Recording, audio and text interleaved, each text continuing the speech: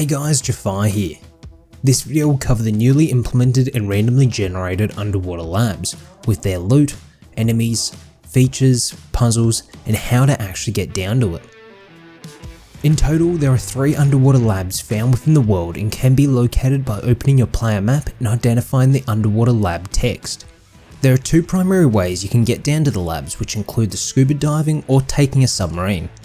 You cannot hold your breath and swim as it is way too far down, meaning you will drown. The cheapest and easiest way is to acquire a diving tank, either through looting crates and toolboxes or by purchasing it for 35 scrap at the fishing village. I would also recommend you purchase diving fins as well to help speed up the process of getting down into the labs and escaping other scuba divers who may want to kill you. Diving fins can also be purchased at the fishing village for 25 scrap or found naturally within crates and toolboxes, while also being caught with the fishing rod using a bait with a level below 2.5. Once you have a scuba set, you can either find a boat to quickly reach the monument or swim there, which would be slower but avoid alerting other players. The second way to get down includes purchasing a submarine, which will be costly but will offer the greatest protection. If you're a solo, the small submarine will be the best vehicle to purchase at 200 scrap from the fishing village. However, if you have an additional friend, you will need to purchase the large submarine for 300 scrap at the fishing village. You can learn more about the submarines and their features within my boats, submarines and fishing village guide. Once you have a submarine, use the control key to decrease its altitude with the shift key to increase its altitude. Once you arrive, I would recommend against going straight to the entrances, but instead take a look around the monument and through the windows to see if there are any other players running around. If you can't see any enemy AI, that is a bad sign, indicating players have recently killed the scientists and may still be inside. However, if you have looked around and can see scientists roaming around and no players in sight, I would recommend heading inside. There are 2 possible ways of entering the labs, which includes the large Moonpool and human-sized version. For submarines, you will need to locate one of the larger Moonpools, which is a longer rectangle room that leaves a large opening underneath to enter. If you're travelling here using the large submarine, the Moonpools will be easier to find since they will appear on the sonar display as a little red dot. Once you find the Moonpool, go underneath it and the red dot will now become bigger, indicating you can begin to rise. Now hop out and get ready to fight off any enemies or players. If you're coming down with a scuba set, you may also enter through the large Moonpools, which features a ladder on the side to help you up. However, you might be safer entering through one of the human-sized Moonpools as it will become more secluded. Additionally, I would recommend swapping your scuba kit out to a PvP kit just before breaching the water to be ready to fight. There'll be scientists roaming around the monument with M92 pistols or MP5 SMGs and feature 125 health. They are similar to the tunnel dwellers who roam the freight tunnel system, however are slightly more dangerous. Avoid running around corners and take the monument slow, giving you time to peek around and take out the scientists before they even realise you're there. They can also open doors, which means you cannot run and hide behind closed doors to heal or reload.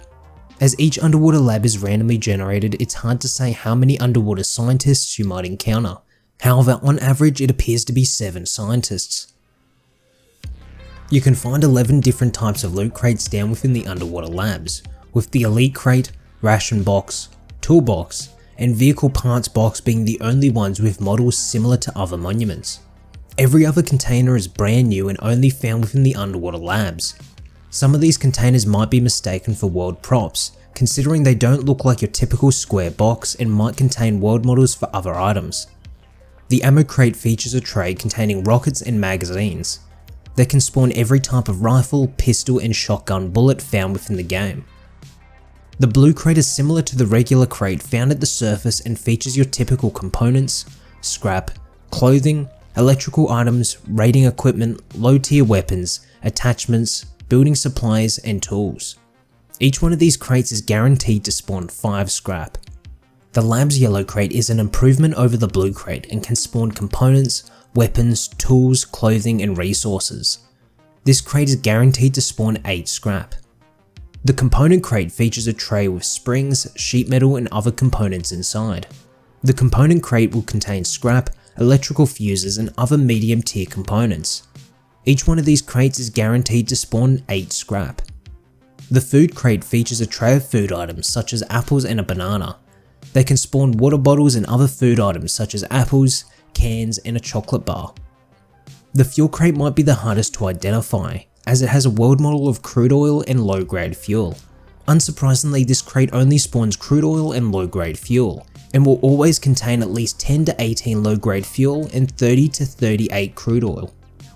The medical crate is another tray that can spawn bandages, a large med kit, and medical syringes.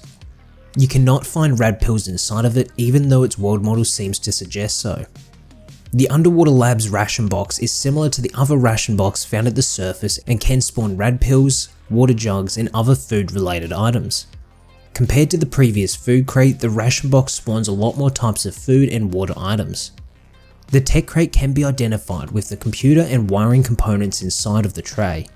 They spawn scrap and higher tier components such as rifle bodies, high quality metal, tech trash, computers, and cameras. Each one of these crates is guaranteed to spawn 8 scrap. The toolbox is often found at junk piles and monuments within the game. However, the labs have toolbox spawn points. Inside the toolbox you can find scrap, tools, clothing, weapons, ammo, and components. The vehicle parts crate has a world model with pistons and crankshafts. Inside you can find low quality car parts and 8 scrap. Finally, we have the elite crate, which is the best and most rewarding crate to find, but it is only locked away behind puzzle doors. You can expect to find scrap, high tier components, high tier weapons, raiding supplies, armored doors, metal armor, supply signals, bullets, tools, rocket launchers, and attachments. These crates can either be found on shelving, on the floor behind boxes, on top of other crates, and behind puzzle doors. When starting out, it's best to assume everything can be looted to avoid missing crates which might yield expensive components or items. For an underwater lab of this size, this is the loot I have received after a single run of opening crates, without looting the puzzles and with looting the puzzles. Unlike the existing monuments within the game, the underwater labs are randomly generated, meaning each one you go to will include a different layout, size, and loot spawns. This makes it challenging to do a guide as you will have a completely different experience compared to me. However, I can talk about the similarities and averages which might occur between every lab. The labs will include a 4-story multi-level design with ladders found around the monument to climb up. Typically, the first and second levels will include the greatest number of crates and puzzle rooms as they'll be the largest. However, this might be different for your monument, but you can easily identify the best rooms through the player map. Open it up and locate the water level buttons to the right of the screen. The 1 to 4 numbers represent the level of the labs. Zoom into a lab and toggle through these values. Identify which levels are the largest, indicating they may contain the highest chances for crates and puzzle rooms. Think about the randomness of underwater labs as a bunch of existing modules connected together in different ways each time. Therefore, the layout of the labs will be different each time, but the layout for each module will be similar or the same to each other. So let's attempt to identify some of the important non-puzzle modules so you may be more familiar with the labs when you arrive. Firstly, we have the human-sized Moonpool, which can spawn a single crate next to the doorway. Next, we have a recreational room, which includes a kitchen, boombox, arcade machine, and card game table. This room can feature food crates on the shelves and kitchen table. You may also identify the locker and camera module, which includes the lockers surrounding the area with one tipped over. You can enter a small room in which it includes a targeting computer, so you can look through the CCTV cameras in the monument. No loot will spawn in this module. The large Moonpool is the most obvious module, which can include up to 4 crate spawns. However, multiple Moonpool designs exist, with one having a ladder instead of a doorway, and will feature different loot spawn locations. Finally, for the non-puzzle modules, we have a growing room, which can include a food crate next to the sink. This room is highly radioactive and should only be used to quickly get to its connected modules. The labs include all 3 puzzle rooms, such as the green, blue, and red rooms. These options give all tiers of players the chance of participating in looting puzzle rooms within the monument. However, unlike the other monuments, I can't show you a puzzle route, but I can help with identifying what is required for each puzzle module. A room exists where you'll only require an electric fuse to enter. This room can be located next to a ladder and doors with red buttons next to them. Run around it and locate the fuse box to enter your electric fuse. Now head to one of the doors and press the button to enter. The room contains body parts on a table along with shelving with loot. This room's loot includes 2 medical crates and 2 food crates. A module room which includes 3 green puzzle rooms will already be powered and contains sleeping bunks and tables inside. These rooms can spawn a single large crate along with food crate or box.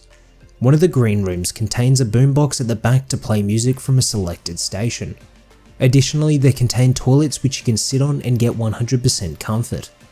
The first blue puzzle is found within the ladder module and contains 2 entrances that are already powered. Once inside, it features a computer station with a gaming chair in the center. This room features 2 large crates, 1 toolbox, 1 small ammo crate and a food box on the shelf.